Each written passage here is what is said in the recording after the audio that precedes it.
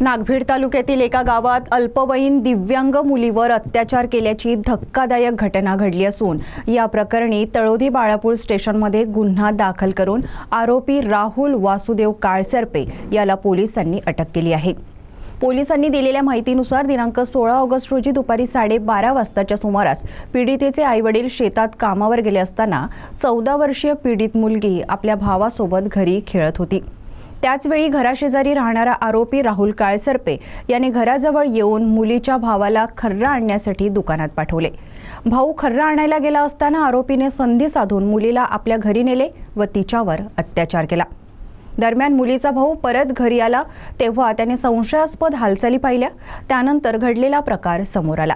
दुपारी साधारणपणे 1 वाजता पीडित मुलीचे आईवडील घरी परत आले असता मुलीने हातवारे करून व बाहुलीच्या आधाराने संपूर्ण प्रकार आईवडिलांना सांगितला।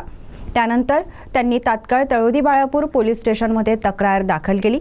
पीडित मुलीच्या आईवडिलांच्या तक्रारीवरून आरोपीवर भारतीय दंड संहितेतील कलम 64, 64(2), 65(1), 352, 351(2), 92(p) अंतर्गत गुन्हा दाखल करण्यात आला आणि आरोपीला अटक करण्यात आली।